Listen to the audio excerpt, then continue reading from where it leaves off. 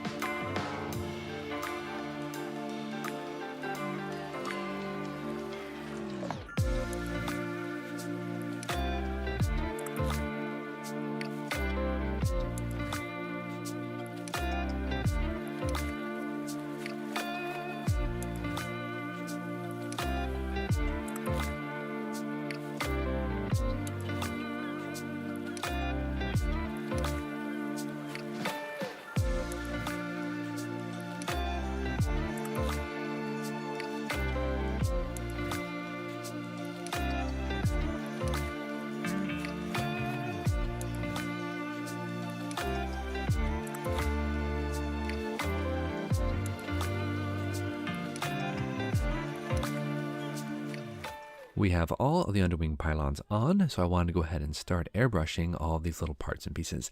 We have to go ahead and airbrush the top vents here with the dark sea gray that we mixed up last episode. And we have to do this rear antenna, and we also have to do a few other parts and pieces here and there just to make sure this is nice and blended.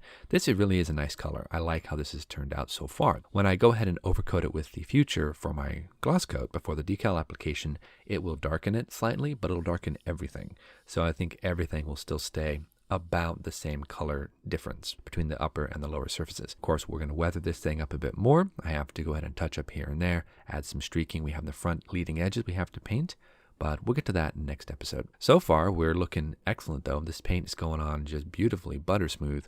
I love it. I think we're going to go ahead and throw some light gray into the airbrush now, and we're going to touch up all the underwing pylons, all the connection points, and all the areas that we need to go ahead and fix from our glue marks and any of that stuff. So let's get on with it, get this thing rolling.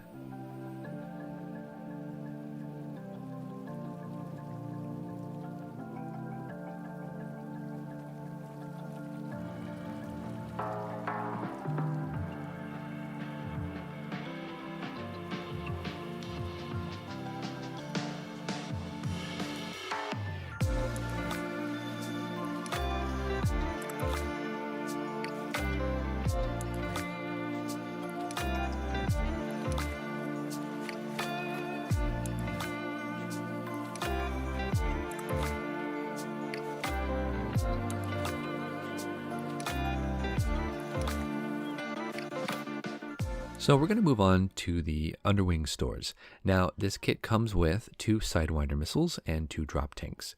That's all it comes with. Now, the sidewinders themselves are nicely molded. There isn't too much detail, but then again, I don't know how much detail a sidewinder would normally have. There are some ejection marks we have to go ahead and remove, so I'm doing that with my hobby knife, trying to be very careful. I also need to put on the front fins and the rear fins as well. And those don't look too bad. They look decently molded. There's one issue that I do have with a lot of model manufacturers these days. So they don't give you the full complement of weapons. Same thing with this kit here. They only have 2 sidewinders and 2 drop tanks. I kind of feel like this kit should have a few more things strapped onto its wings. I don't know. I do have a weapons kit that I picked up for the Thunder Chief that does work with US and NATO aircraft. So there might be something in there that I can maybe slap onto these. But again, I need to look at some references, figure out what the Harrier stored on its wing pylons, and then maybe move from there. But for right now, I'm just going to push through with the kit as it is and get these things done. Now with the sidewinders done, guys, I want to move on to the other parts that are going to be painted white because I think it's time to get out the airbrush and get out the white. We're going to go ahead and paint the landing gears, both front and rear landing gear. We're going to paint the dive brake. We're going to paint the inside of the wheel bays for the wing, and we're going to paint the inside of the air intakes. While I'm doing that, I also thought it best to paint the landing gear covers, the doors, and anything else that requires white. Also, the sidewinder missiles have to be white as well. We're going to use some blue tape, and we're going to go ahead and tape off the areas around these wheel wells because I don't want to get a bunch of overspray everywhere. So we're going to use this blue tape just to go ahead and cover the outside so we have the inside we can shoot with our airbrush. I like to kind of do this preparation all at one time. That way I don't have to stop airbrushing and kind of lose my flow. I can just tape everything, mix the paint up, and shoot everything that color. Then I can make a quick paint change and repeat the process. Fairly simple. One thing I do want to change about these sidewinder missiles is that there's no detail in the back. I don't really know what the back of these sidewinders looks like. I know there's probably multiple little vents and things like that, so I can't represent that. But what I can do is drill it out a little bit and give it a bit of a 3D recessed appearance. So we're just going to take my pin vise. We got a little drill bit chucked in the end of this thing, and we're just going to turn this and open this up, give it a little bit more detail, and give it some 3D effect. Really, honestly, I have no idea what's in the back of these missiles, but I think this will be a nice step up from just having it just a blank piece of plastic. So this is actually pretty decent. I'm going to use one other size drill bit to make sure this is nice and thin on the edges, and we'll go from there. This is turning out well. I just wish it had more weapons. Next thing we have to paint up are the inside of the wheels. These wheel hubs have to be white. Now, I was originally going to go ahead and cut some masks using my circle hole cutter. I picked this up off Amazon, and I got to tell you, this thing is awesome. I love being able to cut, perfect circles with the thing. It just turns out beautifully. Unfortunately, it's too big. So we're going to be using my original tried and true method of taking my template, figuring out which hole works the best, and then we're just going to cut it using my pin vise and a pin. Just kind of scribe it and just keep scribing till it cuts through the tape. So that should be decent enough. So let's figure out what size is best for this. It looks like this one right there. All right, so I'm going to put this down onto my tape. I'm going to grab my pin vise, and I've got this nice flexible pin in the end of this thing, and we are just going to score and scribe with light pressure all the way around in a circular motion. That should go ahead and eventually cut through the tape, and we should be able to pop that off and use the outside as our mask. Again, we're just going to pull this off. I should have made a few more passes on this. It would have come off a lot faster, but unfortunately, oh well, it is what it is. Now let's take my hobby knife, and we're going to cut this right here, and we're going to peel this up. There we are, one corner at a time. So this is going to be our mask, and we're just going to position this around so we expose that center hub.